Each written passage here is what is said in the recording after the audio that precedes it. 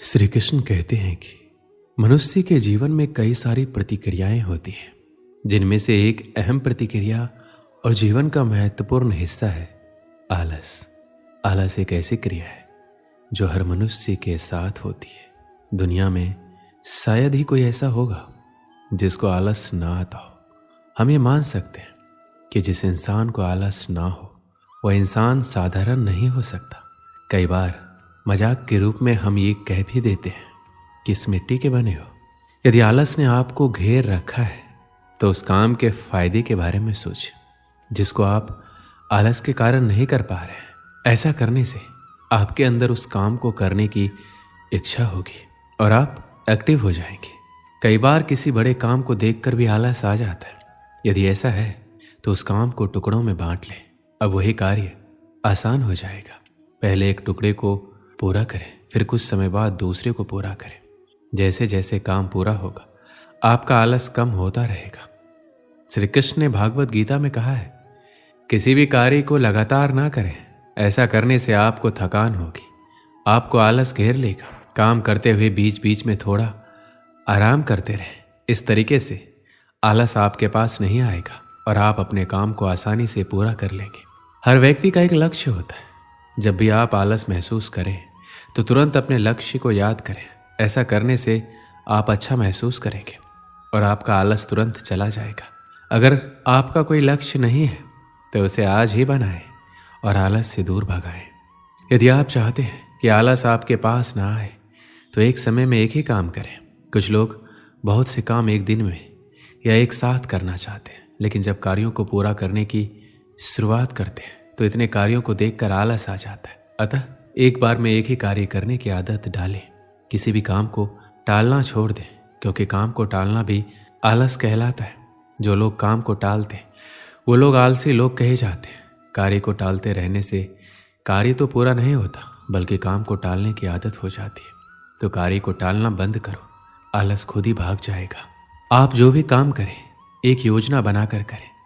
किसी भी काम को योजना के साथ करने से आलस नहीं आता, बल्कि अच्छा लगता है, क्योंकि पता होता है कि हमें कौन सा काम कब करना है। आप अपने योजना में उतने ही कार्यों को जगह दें जितने आप कर सकें। अस्त व्यस्त जीवन से निराशा और आलस ही आता है, लेकिन योजना के साथ काम करने से आपको पता होता है कि कौन सा काम कब और कैसे करना है। ऐसा करने से आप अपने काम को प्यार करने लगेंगे। आलसी होने का मतलब है आप परिवर्तन से डरते हैं, इसलिए हर दिन कार्य को कल पर टालते जाते हैं। कल करेंगे, परसों करेंगे, अतः वो कार्य कभी पूर्ण नहीं होता। क्योंकि हम जहाँ पर हैं हम खुद को सुरक्षित महसूस करते हैं, अतः हम बदलाव से डरते हैं। हमें लगता है शायद हम अपनी सुरक्षा को खो देंगे। कर्म करने से इनकार करना कायरता की निशानी है। आलस्य और कायरता एक समान है। किसी भी इंसान को तब तक नहीं बदला जा सकता जब तक वो खुद बदलना ना चाहे। फिर भी आप उसको बदलना चाहते हैं तो उसे कोई बड़ी जिम्मेदारी दे सकते हैं या उसे अपने कर्तव्यों का एहसास दिलाकर शर्मिंदा कर सकते हैं। आलसी इंसान में आत्मविश्वास की कमी होती है। कोई भी इंसान तभी बदलता है जब कोई उसकी भावनाओं को चोट करता है। इसलिए आप उसकी भावनाओं पर चोट करें। आप उसकी किसी कमजोरी पर वार करके उसके दिल में चिंगारी लगा सकते हैं। जिस इंसान का कोई लक्ष्य नहीं होता वही इंसान आलसी होता है। इसलिए आप उसको कोई सपना दिखाकर उस लक्ष्य को प्राप्त करने के लिए उत्साहित करें। इसलिए सिर्फ मेहनत करना ही जरूरी नहीं है। हम मेहनत किस कार्य में कर रहे हैं, क्यों कर रहे हैं, उस कठिन मेहनत से हमें क्या परिणाम मिलेगा, ये जानना और समझना भी बहुत आवश्यक है। क्योंकि बिना किसी प्रारूप, रणनीति और परिणाम की सोच के बगैर किए गए कार्य हमें हमारे सपनों को पूरे नहीं होने देंगे। इसलिए कहते भी हैं, आज के समय में सिर्फ मेहनत और ईमानदारी से किए गए कार्य की सफलता आपको मिलेगी, बल्कि स्मार्ट लक्ष्य निर्धारित और योजना के साथ करके हम अपने सपनों को पूरा कर सकते हैं। क्योंकि बेशक मेहनत सफलता की गारंटी तो नहीं, पर उसको मिलने के अवसर को बढ़ा जरूर देती है। लेकिन अगर आपके सपनों में उनको पूरा करने की जोश और जुनून सवार है तो सच मानिए आपको आपके सपनों को पूरा करने से दुनिया की कोई ताकत नहीं रोक सकती, बशर्ते वह सपना आपकी मेहनत, लगन और प्लानिंग के साथ किया गया हो। क्योंकि मेरा मानना है सपने जिंदगी में चाहे जितने देखो, हकीकत में वही पूरे होते हैं जो सपने हमारे जिद्दी होते हैं। बचपन से ही हमारे माँ बाप हमें मेहनत के लिए कहते हैं, चाहे वो पढ़ाई हो या नौकरी, सब मेहनत की ही बात करते हैं। हमारे माता पिता मानते हैं कि आप जितनी मेहनत करोगे आपको उतनी ही सफलता मिलेगी। लेकिन दुनिया में अब तक कोई ऐसा शख्स नहीं हुआ जो सिर्फ मेहनत करके आगे बढ़ा हो। अगर मेहनत से सफलता मिलती तो आज मजदूरी करने वाले सबसे ज़्यादा सफल होते। ये बहुत ही अच्छा और उचित सवाल है कि मेहनत तो हम बहुत करते हैं, लेकिन हमें मन मुताबिक सफलता हासिल नहीं होता। क्योंकि अगर मेहनत की बात करें तो सिर्फ मेहनत करने से सफलता नहीं मिलती और ना ही सपने पूरे होते। अगर ऐसा संभव होता तो आज के समय में एक मजदूर सबसे ज़्यादा सफल और पैसे वाला इंसान होता। क्योंकि सबसे ज़्यादा मेहनत तो असल में वही करता है। वही दूसरी तरफ वो लोग होते हैं जिन्हें हम आलसी बोलते हैं, बल्कि ऐसा कतई नहीं है।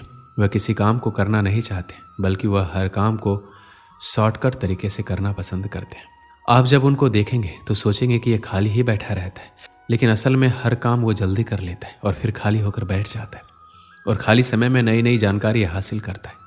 इंसान और मशीन में इतना ही फर्क है कि इंसान सोच सकता है और हर चीज़ का रास्ता निकाल सकता है।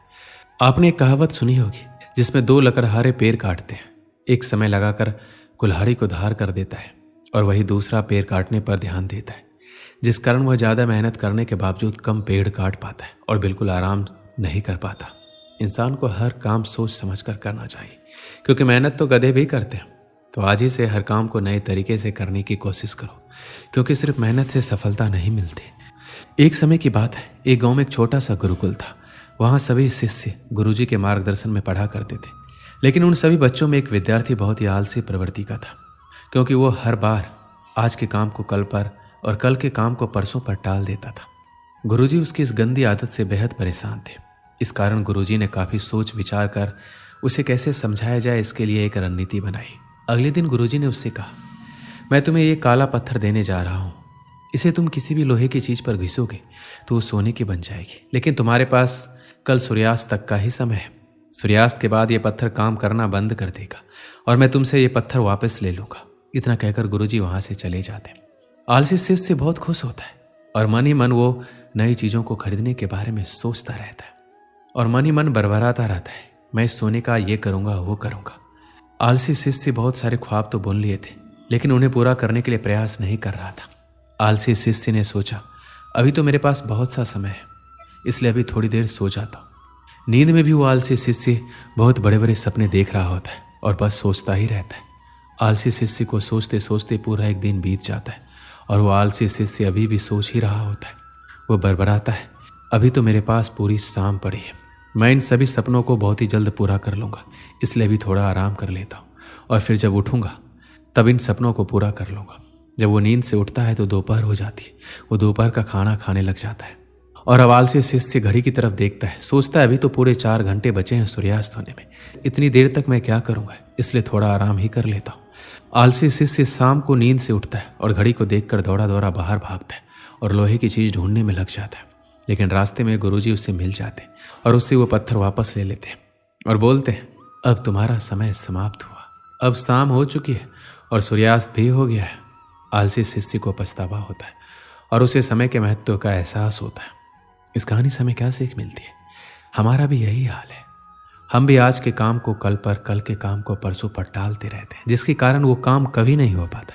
इसलिए तो कहा गया है कि कल कभी नहीं आता, जो करना है आज ही करो। हमें काम को कल पर नहीं टालना चाहिए। जितने भी सफल लोग इस धरती पर हुए हैं उन्होंने समय का सदुपयोग किया है, इसलिए वो सफल हुए हैं। अगर हमें भी सफल बनना है तो हमें आज में ही जीना होगा। दोस्तों, इस वीडियो में बस इतना ही। मिलते हैं अगली वीडियो में। अपना ख्याल रखिएगा। जय श्री कृष्ण।